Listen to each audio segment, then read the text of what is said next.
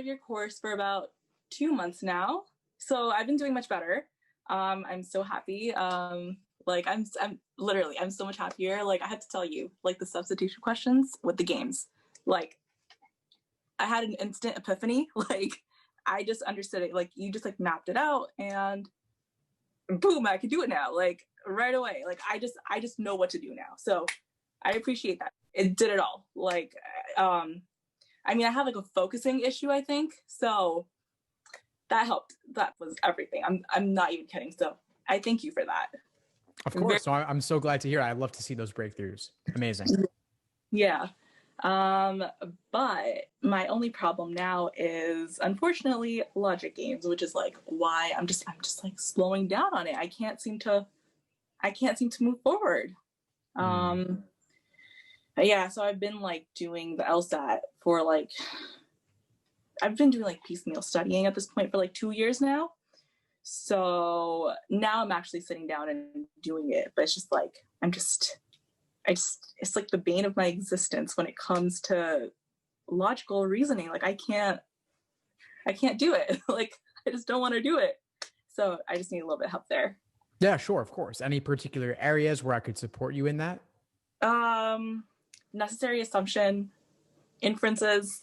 I'm like a mad woman, like when it comes to inferences. Like I've been like writing down like all my like entire thought process. Like I could show you like my entire like spreadsheet of everything I've been doing. It's a little crazy. It's a little crazy. But yeah, I've been reading a lot of your blog posts, which has helped a lot with that. Like, you know, just like really like mapping everything out and like really breaking everything down. So I really like honed in on that, which is what I wasn't doing before. So yeah, so I'm getting a little bit better. I've had a little bit of an improvement with inferences and necessary assumption, but it's something that obviously I need to keep working on. Sure. Have you watched any of the inference workshops or necessary assumption workshops? Yeah, like 100, like 2 or 3 times at least. Like I'll just like constantly rewatching them. Like maybe I didn't catch something the first time, so I'll rewatch it over and over again. So that's like where I'm like really stuck right now for now. Sure. Understood. Well, I mean, all my general advice that I can give you is in the course already. If you have particular questions, I'm happy to address them. I just uploaded the latest inference workshop inside the course like a couple days ago. So you may not have seen that one in particular. I've been doing these full-length live classes to supplement some of the older videos I made before the world of Zoom. And so I'm going more in depth with a reboot of all the conceptual theoretical approaches for strategy. And then, of course, in class, we're going over several questions of each type as examples. Right. That's very, very helpful. Like, I've sat through, I think 2 of your online classes, like your webinars, I think. Yeah. So yeah, that's been helpful. I think I did the inference one. I think I may have done that one. So that was helpful. So I'm really just focusing on that. And I'm just really slowing down. It's like something like I can't think like whenever I do inferences. I don't know if a lot of your other students have that issue, but I just don't know. Like I don't know what to do. Like I lose it. Yeah, I hear you. Well, I mean, people have trouble with all question types. You're definitely not alone there. The thing is to engage in that in-depth review process to figure out where exactly your misunderstanding is coming from. So if you're the kind of person who, as you said, you're making spreadsheets, categorizations, analysis, that's all fantastic. That's great. Aside from numerical data, though, there's also the qualitative data in terms of what your approach was like, where you might have slipped up here or there, missing a keyword in stimulus, question stem, or choices, the tempting wrong answers, discouraging right answers, looking into all of that. Right. I think that's what it is. Maybe like I just look over a specific word. Like, I don't know why I do this. Like, I'll see the word generally, and I know generally is never the answer choice to choose. And guess what? I choose that answer choice. I don't know what happens. I trip up and I choose a generally choice because it's so attractive. Like I just choose it because I see myself spending way too much time, right? Like I'll spend like easily, like easily 30 minutes on one question, just trying to like analyze it. I mean, I don't know, maybe that might sound a little ridiculous, spending 30 minutes on a question, but. No, my reading comp deep dives, we spend an entire hour just discussing the passage, not even the questions. Okay. So I'm all about taking more time. I do want to disagree with you on one particular thing you said, though, which is generally never being the right answer. I don't believe in those blanket statements. I'm sure if we look through the 10,000 LSAT problems out there, the 5,000 on logical reasoning, we may find an example where generally was the correct answer, or in reading comp it was. So I would recommend against such a extreme approach or a formulaic approach to dismiss certain choices or automatically choose them based on individual particular words. Everything is contextual. Everything's contextual. I'll keep that in mind. I will definitely keep that in mind for sure.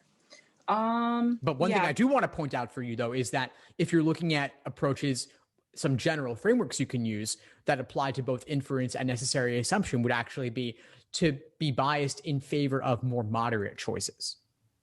Okay. More moderate rather than more extreme, because more moderate is more likely to have been supported by or required by the stimulus than more extreme language would be. So that is a general thing you can use going in.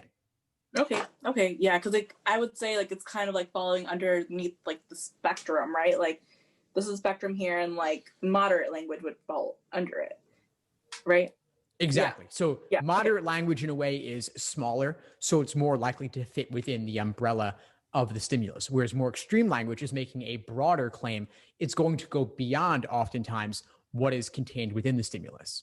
So in general, if you were totally at a loss, down between two, go towards the more moderate language on average and have that mindset going in. Okay. I will keep that in. And this is the same thing for necessary, because I know like you always stress necessary assumption is a specific must be true question, right? Yes, exactly. You got it. Right. So I should also apply that rule to necessary assumption. I should just apply that, keep that in mind, right? Just keep it in mind. Okay. Yeah. Okay, will do. Because for necessary like I'm getting better, but very, very slowly. Like I never understood that like destroying the argument technique from previous courses. Like that just I somebody would just say to me like just destroy the argument. Like I didn't know like destroy the argument. Okay. But then you thankfully you came along. Like I saw it in depth, and it's like you literally just take the answer choice, you negate it, and then you literally just apply that to the argument. And then if it kills the argument, then that's the his choice, right? Yeah, you've got it. You've got it down. Yeah. Okay. You've got the theory. I don't know, you're doing great. I mean, you got the theory, you got the concepts. The next step is the application. And so when you're approaching problems and you're noticing that you get some wrong or you have difficulty with some, that's where the post-game analysis in terms of your review process will be the place for you to figure out where exactly you're misunderstanding things. Yeah, it's definitely the answer choices. I think that's where I'm falling short. It's like me understanding the answer choice itself. Like sometimes it's like convoluted language, obviously. Like that's the point of the exam, right?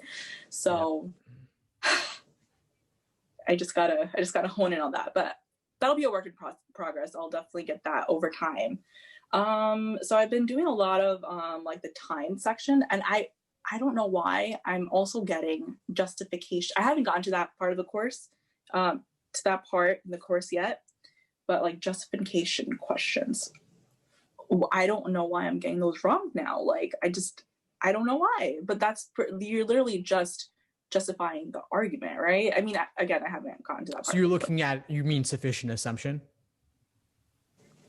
Is that sufficient assumption? So some people call it justify, others call sufficient assumption, where they're asking which one of the following, if assumed, or it would allow the argument to follow if properly inferred, for example, or enable the argument.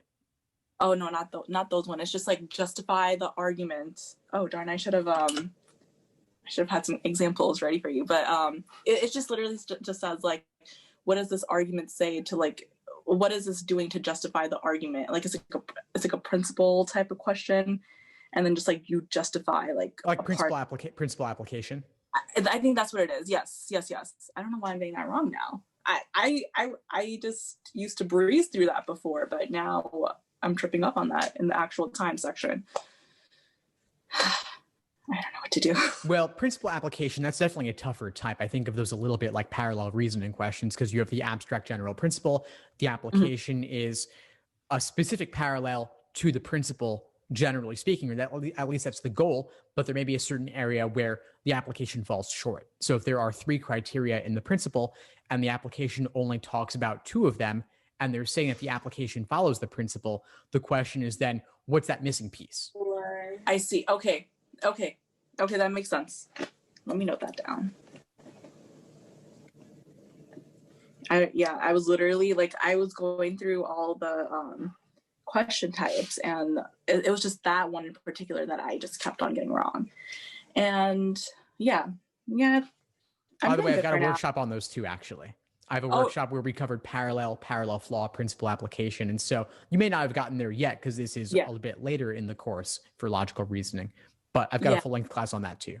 Oh, perfect. Yeah. It's just like, I just can't seem to get past like necessary and must be true. Cause it's just, like I just stopped thinking, and it's like, I don't want to do the LSAT anymore, so it's just. Oh no, we don't want that. We don't want you to stop wanting to do this. We've got to figure out what's holding you back. So focus on that review process, the Socratic review method. I have several full-length master classes in the course going over different review strategies, including student review examples. I've even had students provide their own review processes to show what it looks like. Okay, yeah, because I'll just do like 2 questions and I'm like, I can't do this anymore. I don't like this. But obviously that's not a reason to stop, right? Because I don't like something or I don't understand it. It just means I don't understand it. But yeah, I'm gonna go back on that and try to figure out some sort of a review process for me to understand it. Other than that, like it's just logical reasoning where I can't move forward from. Like reading comprehension. That's something that I just have to work on myself, and I'll get better at that over time.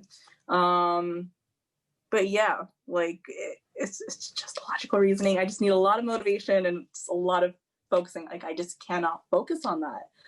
Do you have any other tips for that? Like, yeah, a couple things come to mind. One is that you may want to mix in some quick wins every now and then to keep the morale up. And so that could involve going back to logic games, the rule substitution questions you were so excited about coming into this call. Like do some of those, do some logic games in general. Reading comp, you said you haven't touched that much that yet. Watch the reading comp deep dives, engage in that process on your own to deeply analyze the passage. And maybe you'll find that you're more comfortable with those than logical reasoning. That could give you some wins also and some variety. Okay. Mix it up. Just doing nothing but tough logical reasoning questions can get discouraging over time.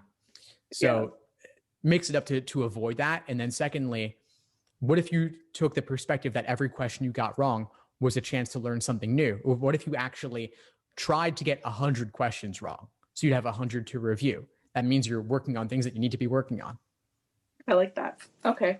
Yeah, no, definitely. I try to think of it from that perspective. I'll try to think of it from that perspective too. Like, me trying to learn something new and just 100 things for me to, work on and try to understand better. I'll definitely try to conceptualize that. For sure. Okay. One other thing. So when I go on reviews, like, how should I check my answers? I know this is like really like rudimentary question, but it's like, so like I'll do like a whole section, right? And then should I check it right away? Because I just do a question, I'm just like, oh my god, I have to see the answer right now. And just like I have to know if I got it right or wrong. So what should I do? Because I can't help myself. I get too excited and I have to know the answer right away. When are you taking the LSAT? Okay, so I'm planning it for February. Okay, so you've got some time. Yeah. You've got some time. Okay, so I would say for now, start working on, rather than question by question, section by section. Section by section. Okay. So you can't check until you finish the section. Okay, that's going to require a lot of... Okay. All right. I will try to work on that. I will try to not get tempted by that. Okay. Are you using Law Hub or books or something else? I'm using a combination of both. When I use books, I don't know why I get the questions wrong. And then when I use Law Hub, I understand it better. I don't know. So I'm just going to start using Law Hub because whenever I use the books, I can't focus. I get all my questions wrong. And then majority of the time, I do get it right when I'm using Law Hub. So It's been a mix. Well, it's good for you that the exam is no longer on paper then, because it was going to be digital, if not flex. February is going to be a flex. So that's definitely the format regardless. So that's good news if you're a screen person. I was surprised myself, but I'm happy that I don't have that like that disadvantage, I guess, in terms of not like being better on the computer. But yeah, no, for sure. I'm doing better on that. So I'll definitely focus more on that. I have one more thing to say on this, actually. Yeah. So the reason I suggest section by section for now is that you've got to move away from the instant feedback, the immediate gratification. You're not going to get it on test day. Test day is even worse because you're taking 3 sections back to back for the flex, and then you're not getting your results for 2-3 weeks. So that's a long, long wait. But the first step is going away from question by question and that little show answer thing that shows up on Law Hub. Like, you're not going to have that on test day, unfortunately. You're not going to know for a while. But then you also have to be able to let go from sections as well. So from question to question to section to 3 sections back to back, not checking till after that. Okay. So that you could solve logical reasoning, do that section, then you still have to do games and reading comp, not knowing what your logical reasoning results were. So you want to be able to let go of thinking about those previous ones when you've already had to move on. Okay. I'm going to work on that. That's going to require a lot of like inner, like I just have to stop myself from doing that. Okay. I will try my best to do that. Okay. But I'm really glad we got to finally connect on video and have this call. It was great to connect with you, Anam. I'm so happy. Thank you so much. And I just absolutely love your work. Thank you for always putting up like little clips. That is just the best. That is what helped me. The little clips, they always helpful. Always. Oh, and your emails. They're very funny and I love them. They give me motivation to actually do work. So thank you so much for that. Of course. Great. Well, I'm looking forward to talking more with you soon. Have a good one. Have a good one. Thank you so much. Have a great rest of your day. You too. All right. Bye. Thanks for tuning into the show. Please subscribe if you haven't done so already to be notified of new episodes as I release them. And feel free to reach out if you need anything at all as you move forward with your prep. I'm happy to help however I can. In the meantime, I'll wish you all the best and take care.